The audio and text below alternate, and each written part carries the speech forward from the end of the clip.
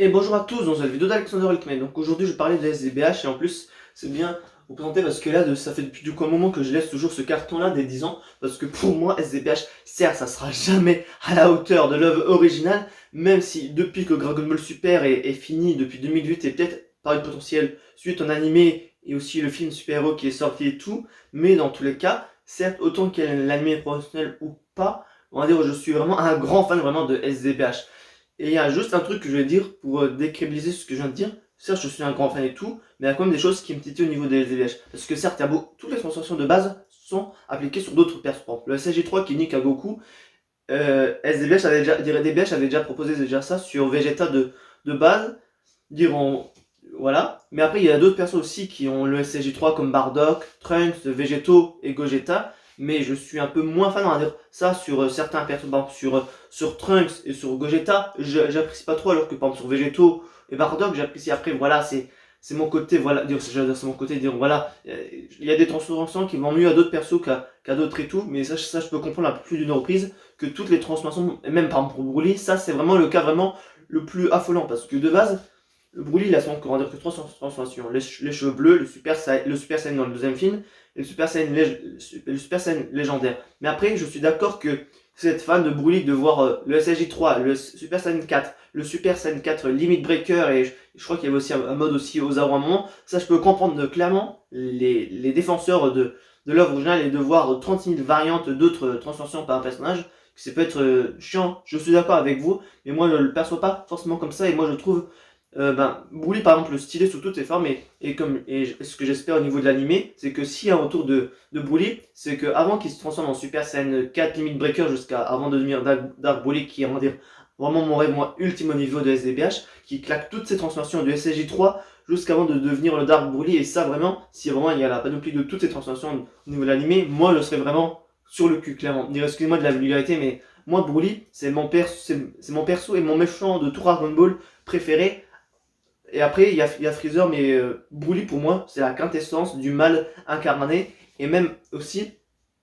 au début, j'étais un peu fan de Dragon Ball Super Broly, mais au fur et à mesure du temps, je me dis, Gogeta, Broly et Bardock sont clairement pas à la hauteur de ce qu'il y avait de base. Certes, c'est pas forcément canon et tout. Le Gogeta des années 90 contre Giant, bah, il est déjà bien plus stylé. Le Broly, pareil, même si après ils ont réécrit le personnage et tout. Et Bardock, certes, il est un peu plus dans cet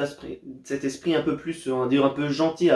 aussi qu'ils avaient aussi fait dans Dragon Ball Minus en 2012, si je me trompe pas et tout. Mais je trouve que ces trois personnages qu'ils ont canonisés, au début ça me dérangeait pas, mais au fur et à mesure du temps, même si j'ai pas regardé tous les OAV et tous les films de Dragon Ball Z, et dire j'ai fini du coup ceux de Dragon Ball, mais pas seulement, j'ai pas regardé tous ceux de Z et tout, mais je suis moins, on va dire, je suis plus dans un aspect de critique, alors que pendant le moment je critiquais pas forcément Dragon Ball Super et tout, mais ces trois personnages, on va dire, phares qui ont été canonisés, j'ai du mal. Broly, j'ai peut-être le moins de mal avec Broly, mais Bardock et Gogeta, j'ai vraiment clairement du mal en fait à avoir vraiment un changement de personnage et tout, mais je vais revenir à SDH parce que là j'étais en train de partir sur l'œuvre originale, mais après, comme je suis d'accord que par exemple, moi j'apprécie à dire ce côté vraiment très très fan service de SDBH, et que c'est pour ça qu'en partie moi j'adore tout ça, c'est pour ça que j'ai dit tout à l'heure avoir beaucoup de transformations et d'autres aussi. Et aussi des transformations aussi originales qu'il n'y a pas dans l'œuvre originale aussi, tout ce qui est au niveau des Dark Dragon Ball et les Saiyans masqués, ou d'avoir oui uniquement les Saiyans qui sont masqués. Il y a du coup il y a Bardock, il y a le roi Vegeta, il y a Vegeta, je crois qu'il y a aussi Super C17, mais je crois que c'est le seul on dire méchant en dehors des Saiyans qui est aussi masqué et tout. Et après il y a aussi les Dark Dragon Ball où ça je reste pas. Mais après là, je vais pas forcément faire une critique de l'anime et tout. Mais après, les persos,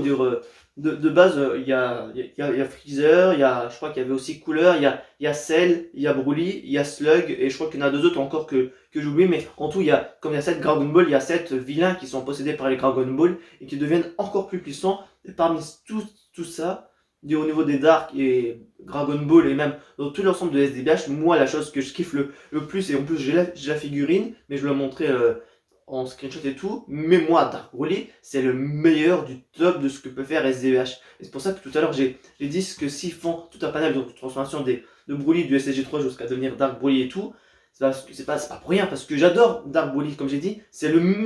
meilleure chose qu'ils ont pu faire en termes d'imagination, parce qu'en plus, Dark Broly, c'est un mélange de trois choses, parce que du coup, il y a la Dark Dragon Ball, dans certains passages, il y a aussi le masque, au niveau de la figurine, il n'y a pas forcément le masque et tout, ni même on voit pas trop bien la Dragon Ball, même si on voit les éclats au niveau du torse et tout, mais ça, bon, pour moi, je vous dis, c'est vraiment la quintessence même, qui est SDBH et tout, mais après, je vais essayer d'être plus raisonnable, parce que là, voilà, je suis un peu parti dans ce délire-là, mais sinon, ouais, SDBH, comme j'ai dit tout à l'heure, certes, c'est pas de l'original et tout, mais c'est ce côté parti pris qui casse, voilà, un peu les codes, on va dire, de l'original et tout. Après, je suis d'accord que, par exemple, après, de base, on prend l'exemple du Kaioken, par exemple. Certes, par exemple, dans l'anime, c'est pas forcément canon, par exemple, le Super Saiyan Blue Kaioken, c'est stylé. Mais après, le voit, par exemple, on va dire, sur une fusion, par exemple, le Vegeto Blue Kaioken ou le Gogeta SG4 Kaioken, c'est stylé, mais c'est aussi un peu, je vais pas dire cohérent ou quoi, mais ça apporte quelque chose qu'on peut aussi se dire aussi quand les persos sont fusionnés, par exemple, voilà, Goku et Vegeta dans tous les cas, en Potala, d'utiliser une technique respective de l'autre, parce que de base, c'est toujours une construction commune, mais après, voilà, c'est du promotionnel de Vatsaris, il faut pas tenir ça en compte, mais de base, c'est toujours une transformation commune, le SSJ, soit le Super Saiyan Blue. Et par exemple, on peut pas forcément peut-être avoir un Super Saiyan 3 ou voilà ou du Kaioken, puisque techniquement c'est toujours Kagoku ses transformations respectifs et tout. Et là, de voir le Kaioken sur le Vegeto Blue, c'est stylé, mais au moins c'est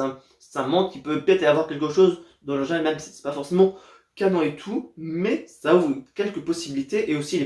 la possibilité qui peut être amenée au niveau de Dragon Ball Super et que, comme j'ai dit à plus d'une reprise, les anges et les dieux de la destruction, j'en ai rien fait au niveau de Dragon Ball Super, je trouve pas leur carte design de fou. Leur carte design, je les trouve pas stylés pour être franc avec vous, alors que le carte design des démons, là, il n'y a pas à chercher de midi à 14h, je préfère clairement les démons de SDBH en termes d'apparence de tout que les anges et les dieux de la destruction dans Dragon Ball Super. Je trouve pas forcément qu'il y a un aspect un peu divin en fait. Peut-être un peu plus 2-3 dieux de la destruction, mais sinon en globalité, je le trouve pas forcément intéressant les designs et stylé. Ouais, c'est plutôt on va dire ça. Je le trouve pas forcément stylé, alors que les démons, tu dis les démons, t'as l'impression même que c'est des démons, alors que les dieux de la destruction et les anges, un peu moins. Les anges, voilà, on a un peu la vision, voilà, des anges, donc les anges, voilà, c'est un peu mieux, mais les dieux de la destruction, à part, je crois, LS ou une autre, parce que Beerus et Champa, j'ai envie de dire, au lieu de la destruction des chats, voilà, je simplifie un peu les choses, je suis pas forcément fan et tout, mais LS, le dieu de la destruction de poissons, et le petit qui est, je sais plus comment il s'appelle, je crois que c'est Yvan, à part ces trois-là, je suis pas forcément fan, moi, des dieux de la destruction, et je suis bien plus fan, du coup, des démons, mais voilà, mais sinon, pour revenir, du coup, à quelque chose de normal, aussi, comme j'ai dit, c'est tout ce panel, on va dire, élargi de toutes les choses, en fait, il n'y a pas forcément de limites, alors que dans l'œuvre originale, il y a quand même des limites, même si par certains chapitres et tout, il peut y avoir toujours des choses un peu, qui peut être dit, qui ne sont pas forcément cohérentes dans l'œuvre originale, mais ça, comme je l'ai dit à plus d'une reprise, ça, je me casse pas forcément la tête à réfléchir, et je lis les mangas de Toyotaro, ou les chapitres de Dragon Ball Super, fait par Toyotaro, et tout le reste et tout, mais sinon de base, autant dans Dragon Ball Super ou dans SDBH, en fait, je me dis pas qu'il y a pas de limite, même si je connais en partie ce qui a été fait dans l'œuvre originale, dans Dragon Ball Z et tout, j'ai regardé tout l'animé, mais j'ai pas forcément tous les mangas de Dragon Ball, voilà, de tout Dragon Ball, vu que c'est Dragon Ball et que ça confond Dragon Ball tout court et Dragon Ball Z, mais ce que je veux dire, c'est qu'en fait, autant quand je regardais tout Dragon Ball, de Dragon Ball jusqu'à avec Z, GT et Super, et même aussi SDBH, en fait, je le regarde à un œil, en fait, où je me dis, où je me questionne pas, en fait, et c'est la même chose du coup que je sais avec SDBH, et c'est pour ça que moi en partie, SDBH, ça me dérange pas, parce que j'adore ce parti pris du coup qui a pas forcément de limite, et je peux aussi comprendre, comme j'ai dit tout à l'heure, que si on a une transformation unique à un perso, par exemple, je répète, mais le CJ3 ou le CJ4 sur d'autres persos, je peux comprendre que ça peut déranger, mais moi je trouve ça stylé. Mais après, comme j'ai dit, il y a certains persos que c'est pas forcément bon. Puis après aussi, il y a toutes les fusions en dehors du coup, qu'on connaît en dehors de Vegeto et de Gogeta, mais le truc qui est intéressant et qui va aussi y avoir dans ça me perd tout le nom du film, donc Dragon Ball Super Héros, c'est qu'on va voir un Gotenks adulte, comme il y a aussi dans SDBH, est-ce que je me dis, il y a plus d'une reprise, autant que toutes les fusions de Goku, de Gohan non, de Goten. Ah, dire, il y a d'autres fusions qu'on ne connaît pas. Il y a celle de Vegeta et de Trunks. Il y a celle de Gohan et de Trunks. Et c'est pas du coup Goten qu'on connaît, mais Gohanks, je crois, si je me trompe pas au niveau de la prononciation et tout. Mais après aussi le Gotenks adulte ou adolescent. Mais ça, je me suis dit à plusieurs reprises, ça, vraiment, Dragon Ball Super, vraiment, devrait vraiment s'en inspirer. Parce que Goten et Trunks, à part dans l'arc bout, dans tout Dragon Ball Super, mais à part l'arc où ils affrontent le clone Vegeta Super Saiyan Blue qui ridiculise vraiment, et de toute façon, ça c'est pas qu'un nom, c'est filler et tout, mais qui ridiculise le Super Saiyan 3 de fusion qui ont tenu tête face à Super Boo. Après aussi, voilà, c'est pas forcément coloré, même aussi dans la résurrection de Freezer aussi, ils ont intervenu même pas pour juste casser voilà, une partie de Tagoma. Voilà, vous allez comprendre si vous avez vu le film et tout, mais sinon, de base, Goten et Trunks sont vraiment mis de côté, un peu moins qu'on s'appelle dans le manga, quand ils étaient sur l'île de C-17 et tout, où ils affrontaient les missiles avant qu'ils reconnaissent qu'ils étaient de la patrouille, des rangers, ou je sais plus c'était quoi, mais sinon, Goten et Trunks sont vraiment de côté, et c'est une des choses vraiment qu'on attend le plus, on va dire, dans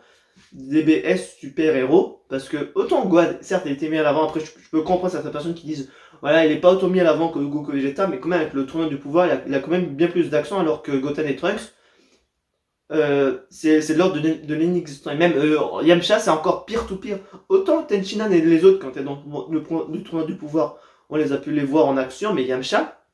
on l'a pas forcément vu dans Dragon Ball Super, donc c'était trop vraiment perso. Goten, Trunks et Yamcha qu'on voit pas, mais je pense pas forcément que Yamcha ils vont le faire revenir, mais à part du coup avec le tournoi interdimensionnel, où c'était un peu fait pour la rigolade, qu'il attrape l'oiseau, pour faire un peu rigolade, un peu style humour Dragon Ball, mais sinon de base, Yamcha, il est inexistant dans l'ordre de Dragon Ball, parce que en plus dans l'anime, je sais plus forcément par rapport au niveau du manga et tout, mais à un moment dans l'anime, il avait entendu parler du tournoi du pouvoir et tout. Il voulait participer, mais il n'avait pas été sélectionné parce que voilà,